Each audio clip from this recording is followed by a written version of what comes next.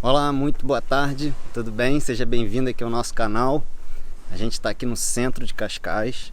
Eu vou fazer um caminhozinho aí um pouco sem sentido, tá? Não tem nenhum destino definido. Ali é a Rua dos Navegantes, o início. Liguei aqui o GPS da minha pulseirinha e depois eu vou disponibilizar aí no final do vídeo o mapa do trajeto que a gente vai fazer aqui durante esse vídeo, porque tem algumas pessoas que gostam de saber o nome da rua, a localização que a gente passou, mas eu já adianto que o caminho não vai fazer muito sentido não. Eu vou procurar aqui um pouco mais de ruas que eu acho melhorzinho para passar, mas com nenhum objetivo ou destino definido. Então vamos lá dar uma caminhadinha junto comigo e enquanto isso a gente vai falar, a gente vai conversar aí bastante sobre esse título do vídeo, por que eu decidi sair do Brasil. É uma continuação aí do último vídeo dessa série sobre Portugal, dessa série nova aí da nossa segunda temporada. E se você não viu aquele vídeo, né, para você entender melhor aí essa série toda, se você não viu, você vê lá o vídeo, o primeiro, que foi Se o Brasil Já Deu, né? Se você já viu, vamos aí continuar na nossa caminhada e a gente já vai conversar após a vinheta.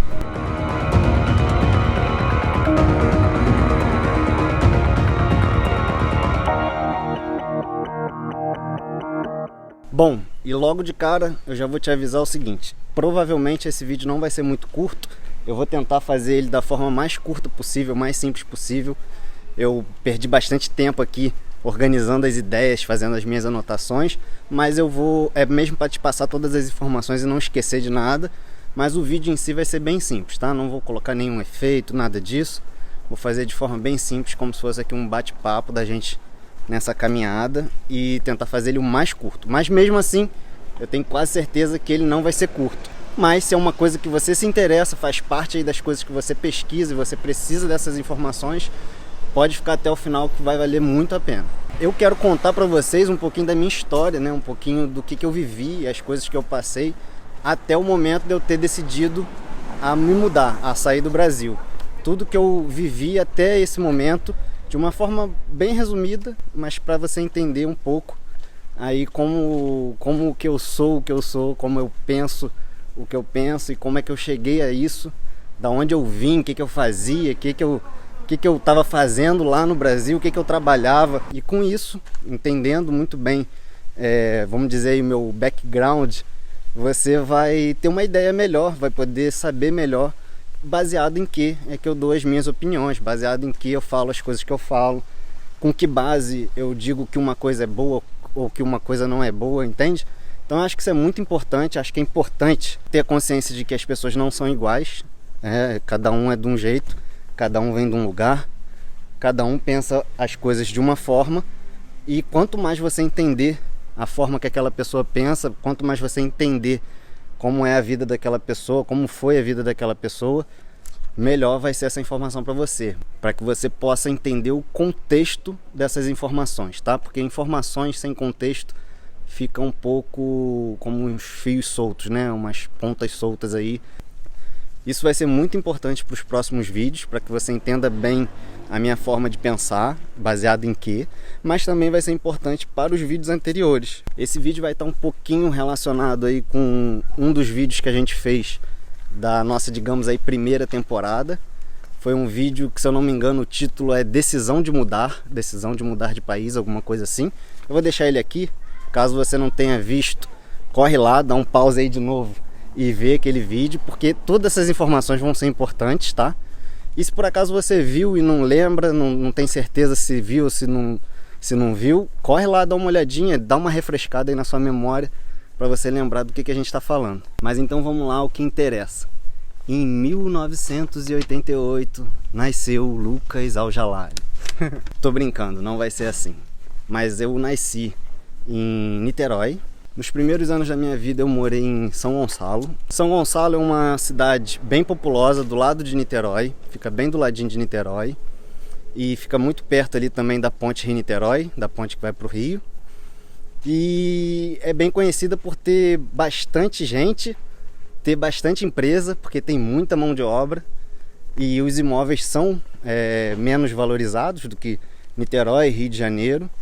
Então muitas empresas se instalam lá, porque porque tem galpões, precisam de terrenos grandes e tudo. E foi ali em São Gonçalo que a vida dos meus pais, a vida da minha família, mudou da água para o vinho. De uma situação financeira bem ruim, meus pais começaram uma empresa do zero mesmo. E em cerca aí de 10 anos, um pouco menos talvez, eles eram a segunda maior empresa de jeans do estado do Rio de Janeiro. Essa empresa chegou a ter mais de 1.000 funcionários, mais de 1.000 funcionários diretos. E graças ao trabalho incessante dos meus pais, construindo essa empresa, eles conseguiram levantar, né? Como eu disse aí, mudar da água para o vinho. A gente tinha uma casa muito grande, faxineira, cozinheira, babá, motorista. Inclusive, é engraçado, porque a gente tinha um motorista, um dos motoristas que a gente teve, ele era um português. O nome dele era Seu Areias, cara, gente boa beça. Ele só tinha um defeito, que ele ficava fazendo uns barulhos estranhos com a boca assim, sabe? Tipo puxando sujeira do dente. Só que ele ficava assim o tempo inteiro. Isso dava um nervoso, cara, que... E ele não tinha vergonha nenhuma, ficava lá. Depois que ele almoçava, então, caraca, parece que engatava ali aquele barulho e não parava mais. Mas veja bem, eu não estou te contando isso para me gabar ou para tirar onda de alguma coisa, nada disso. Como eu já falei, eu não tenho vergonha de dizer dessa parte, mas também não vou ter vergonha de dizer as outras, porque essa história continua, né? Você vai ver aí, você vai acompanhar a história, você vai ver que a história continua.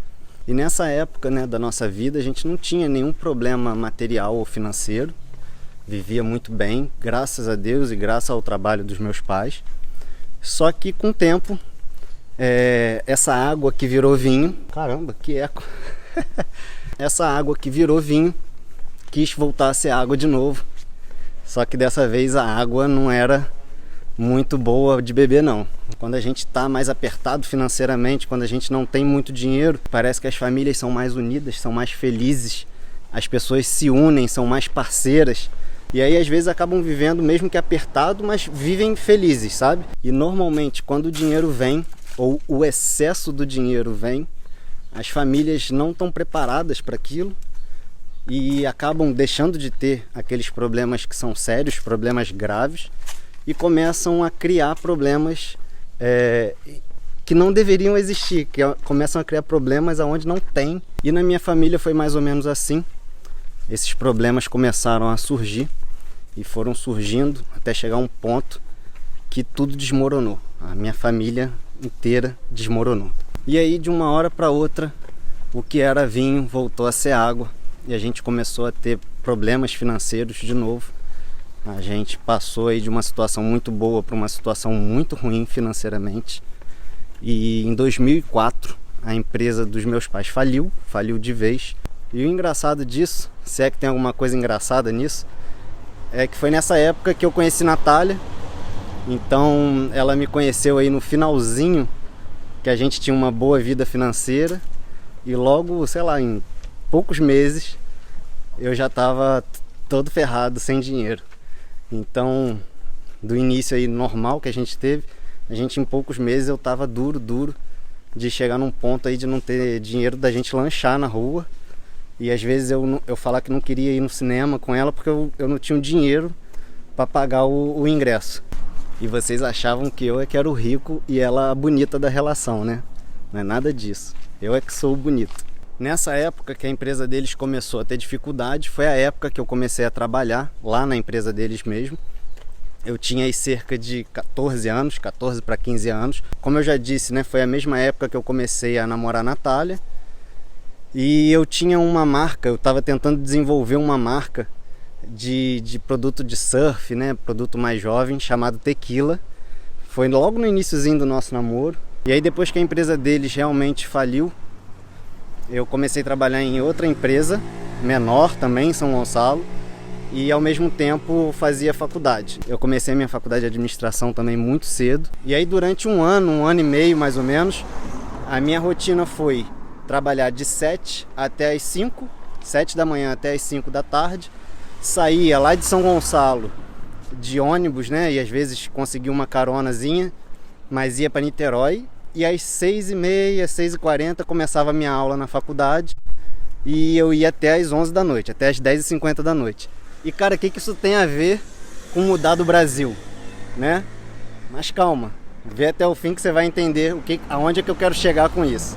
Quando eu tinha aí uns 17 anos, estava trabalhando nessa outra empresa, a minha irmã tinha acabado de casar, ela me chamou para ajudar ela a fazer algumas calças. Ela queria fazer algumas peças para vender para algumas amigas, para algumas conhecidas e começar alguma coisinha para ela. Como eu estava ali, estava trabalhando naquela fábrica, eu comecei ajudando. E aí eu fui ajudando a minha irmã no que ela tinha me pedido inicialmente, fui fazendo. Quando eu vi, eu já estava envolvido junto com ela e a gente acabou montando uma empresa também de jeans. Eu tinha 17 anos ainda nessa época, acabei tendo que ser emancipado pelos meus pais. E aí em cerca de uns 2 ou 3 anos, a gente já era uma fabriquinha, mesmo que pequena, a gente era uma fabriquinha de roupa, com algumas lojas.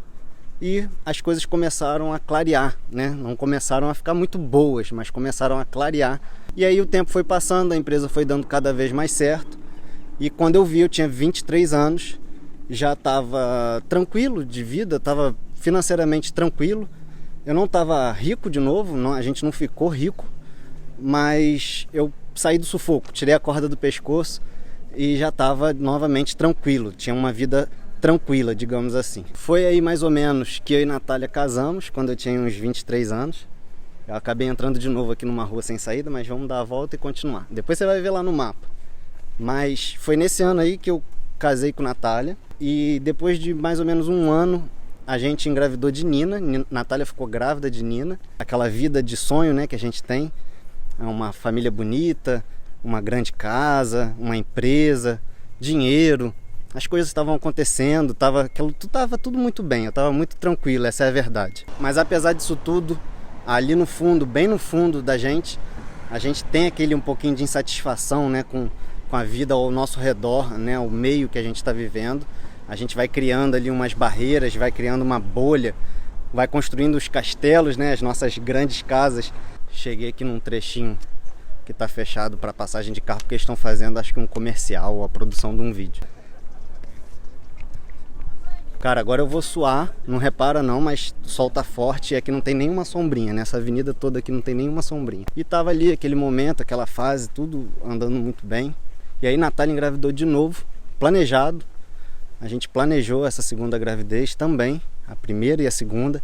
Quem me conhece sabe que eu gosto de planejar as minhas coisas, eu gosto de fazer minhas coisas de forma planejada.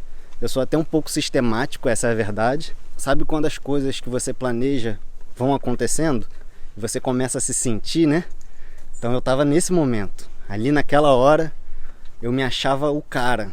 Na verdade, eu tinha certeza que eu era o cara. Mas isso na minha vida pessoal, vamos dizer assim, na minha vida interna. Eu não ficava muito satisfeito com o meu redor, sabe? Eu como empresário me sentia muito frustrado em pagar tanto imposto e não ver nada de volta, sabe? Você não tem nada que justifique o tanto de imposto que você paga. E aí eu começava a enxergar defeito em tudo, na minha cidade, defeito no meu bairro, na minha rua. Eu começava a ver defeito em tudo. E a verdade é que realmente não era bom, né? A qualidade de vida, no fundo, não era bom. A gente não vivia uma vida de qualidade. A gente simplesmente tinha dinheiro para disfarçar a falta de qualidade, entendeu?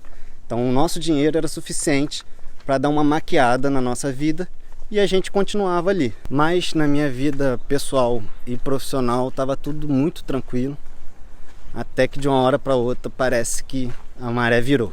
E no dia 5 de dezembro de 2014, dentro da minha empresa, lá na fábrica, no dia do pagamento dos funcionários, junto com a última parcela do 13º, a gente foi surpreendido por bandidos e eu tive a infelicidade de estar passando atrás do portão de entrada da empresa. Estava passando por trás dele na hora que um dos bandidos estava entrando na empresa. E a única coisa que eu vi foi uma pontinha de uma arma na frestinha do portão. O portão estava aberto, alguém tinha aberto o portão. E a minha reação na hora, eu tive uma reação sem pensar. A minha reação foi tentar fechar o portão.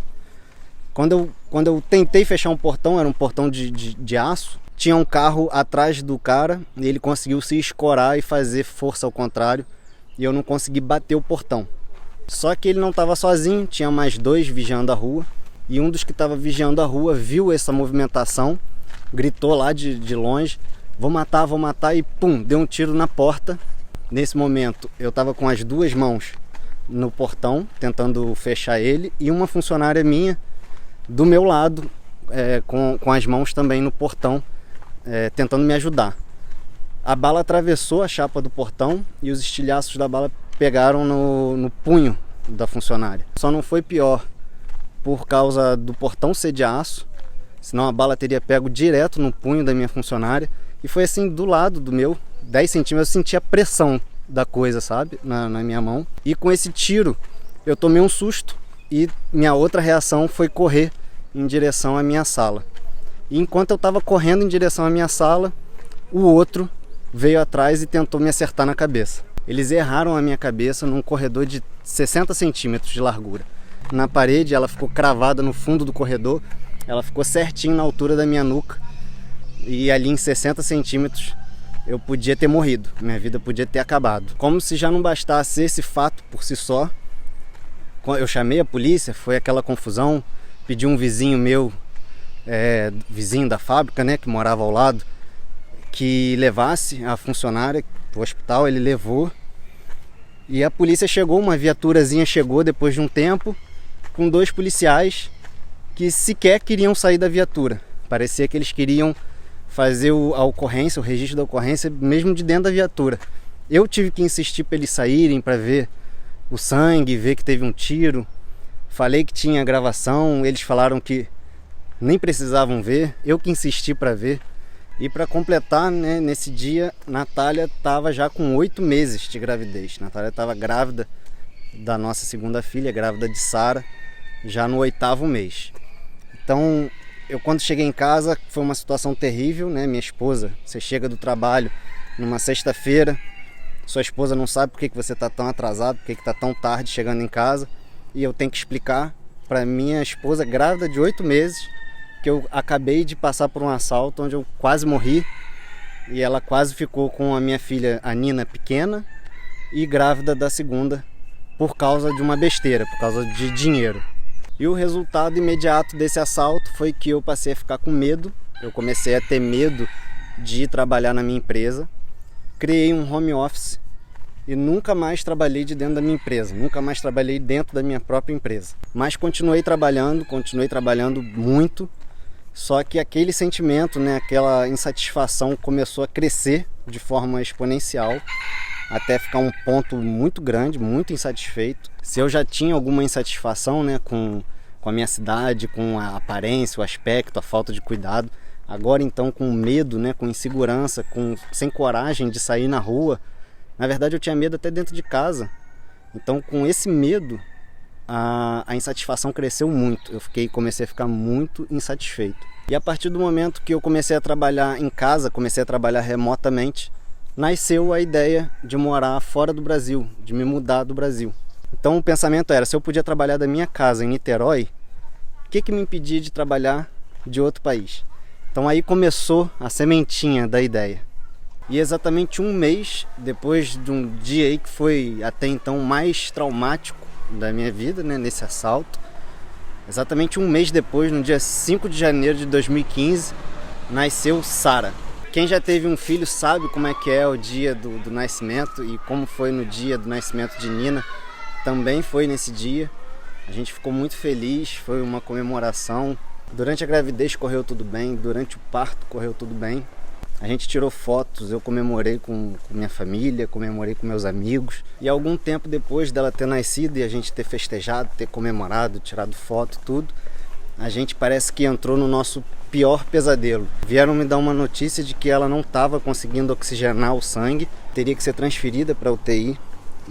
Então, algumas horas depois do parto, ela foi transferida para a UTI. E dali começou uma luta, né? Uma luta muito complicada. E o dia seguinte, o dia 6 de janeiro, foi com certeza o pior dia das nossas vidas, o pior dia que eu e Natália já vivemos. Na verdade, eu sinceramente até hoje Eu não consigo entender muito bem como que a gente teve força para passar por esse dia. Acho que só Deus mesmo dando força pra gente ter passado por aquilo. No início da noite do dia 6, a Sara não aguentou mais e foi viver no céu. Isso deixou a gente arrasado, completamente desnorteado, desorientado. A gente perdeu completamente o chão. Como eu falei, eu me achava o cara, né? Eu estava numa situação, tinha conquistado algumas coisas que eu desejava. Então eu me achava o cara, uma pessoa autossuficiente, que eu só precisava de mim mesmo. A partir disso que aconteceu, eu perdi completamente o norte na minha cabeça, sabe? Tudo que pra mim fazia sentido, parou de fazer sentido. As coisas que eu tinha convicção, eu perdi completamente a convicção dessas coisas. O que eu achava que eu era capaz, eu comecei a ver o quanto insignificante eu era, o quanto insignificante a minha vontade era, as coisas que eu planejava eram. E isso fez minha cabeça mudar muito, muito, muito. Na verdade, no final, a sensação que eu tinha, né, a sensação do que minha cabeça virou, foi de um borrão branco. Um borrão branco. Eu que achava um monte de coisa, quem me conhece sabe, que eu sempre tive opinião de tudo e eu sempre achava que eu estava certo em tudo. E a partir daquele momento ali, as coisas perderam completamente a base, sabe? Parece que tudo se desfez na minha cabeça e virou um completo borrão branco. Meu histórico, meu armazém, meu estoque de opiniões e de coisas que eu acho, tava vazio, acabou. Trabalhar muito para tentar fazer muito dinheiro, ter uma casa enorme, tudo aquilo ali que eu tava fazendo em excesso, tudo que eu tava fazendo sem necessidade e tava tirando tempo que eu tinha de estar com Nina, de estar com Natália, tudo aquilo ali para mim perdeu completamente sentido. E por um bom tempo eu tive que continuar trabalhando, eu tinha lá minha responsabilidade, uma agenda cheia de boleto de pagamento para fazer. Eu tive que continuar trabalhando bastante, inclusive, mas eu continuei como um reflexo, né? Como se eu tivesse feito um movimento repetidas vezes e acabei continuando aquele movimento ali por reflexo. Conforme essa dor foi passando e minha mente foi parando de girar, né, depois daquela pancada, aquele borrão branco foi entrando em foco. Cada vez mais ele foi entrando em foco, até eu me dar conta de que aquilo ali não era um borrão branco na verdade. Eu que não estava enxergando o que era. Era uma folha em branco. E eu vi a oportunidade nessa página em branco, né, nessa folha em branco, eu vi a oportunidade de recomeçar e fazer escolhas baseadas naquele sentimento que eu estava ali agora. Eu não queria nada daquilo que eu tinha conquistado, eu queria outra coisa que era exatamente o que eu não tinha: paz e liberdade. E as coisas não aconteceram conforme minha mente mudou. A minha mente mudou muito rápido, mas as coisas não mudam tão rápido assim. E ali eu já estava decidido, na minha cabeça já estava certo. Eu tinha que sair, eu tinha que mudar, eu tinha que ir para um lugar novo, um lugar que as pessoas não me conhecessem, que eu pudesse realmente recomeçar, que tudo fosse novo. O mudar de lugar, o mudar de país, no caso sair do Brasil, isso foi uma das coisas desse recomeço. O meu recomeço não foi mudar de país, isso foi só um item. Só que Natália não tinha certeza ainda. Natália falava: eu quero mudar, eu quero mudar de vida, né? Eu quero ter outro tipo de vida, mas eu não tenho certeza se eu quero sair do Brasil, não tenho certeza se eu quero mudar, ficar longe da minha família, eu sou muito apegada. Ela dizia essas coisas. Até que então, em outubro de 2015, 9 meses depois do que aconteceu com a nossa filha, menos de um ano depois do assalto da fábrica, nós fomos assaltados de carro. 4 garotos armados renderam a gente quando a gente estava saindo da casa de um amigo. Botaram arma na minha cabeça, ameaçaram, disseram que iam matar a gente, botaram arma na cabeça de Natália, Nina no colo de Natália. Nessa época ela tinha acho que 3 anos. E aí foi aquela confusão, foi aquele terror, aquele momento de novo de estresse para mim. E eu acho que foi o primeiro assalto, se eu não me engano, que Natália sofreu. E ela ficou assim meio incrédula, aquele pessoal tirando as nossas coisas, arma na nossa cabeça. Foi uma situação assim terrível, ver a minha filha na mira da arma de um garoto, de um garoto que não... Cara, eu trabalhei a vida inteira, deixei de aproveitar minha adolescência, minha juventude, tentando fazer as coisas da forma que eu via que era certo, mas sempre fazendo minhas coisas corretas, sempre fui honesto com as pessoas, nunca fiz mal a ninguém, pelo menos de propósito, nunca fiz mal a ninguém. E aí vem uns garotos que, se bobear, não tem nada, às vezes não tem CPF, nunca souberam o que é trabalhar duro, não sabem o que é trabalhar duro, e aí bota uma arma na cabeça da minha esposa, bota uma arma na minha cabeça, e de novo fica ali na mão desses moleques, na mão desses garotos, a decisão de se eu vou ficar vivo ou se eu vou ficar morto. Isso pra mim é um absurdo, isso pra mim era um absurdo tão grande, mas só foi nesse momento, a partir dessa situação, é que Natália percebeu as coisas que eu falava, percebeu as coisas que eu dizia. Na hora que eles entraram no meu carro, tinham roubaram tudo nosso, entraram no nosso carro e foram embora.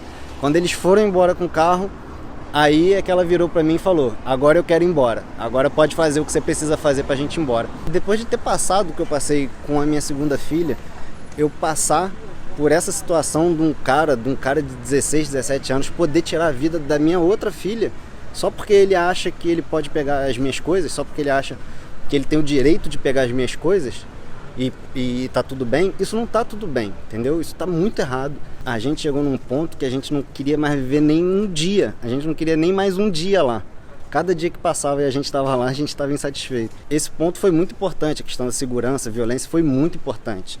Mas o mais importante foi recomeçar. E aí a gente teve que chegar no ponto de não aguentar mais a violência para Natália conseguir decidir. E aí depois que Natália finalmente decidiu, me deu carta branca para prosseguir, né, para a gente realizar mesmo a nossa mudança, foi aí que eu comecei mesmo a pesquisar a fundo e acabei decidindo vir para Portugal. E esse vai ser o título e o tema do nosso próximo vídeo dessa série, que vai ser o porquê eu escolhi Portugal. Eu já fiz um vídeo desse na nossa primeira temporada, tem um vídeo desse, eu vou ver se eu consigo botar aqui também. Então se você está gostando aí dessa série, das informações, das histórias que eu estou contando, você me conhecendo mais, não esquece aí de clicar no curtir e a gente se vê no próximo vídeo. Tchau!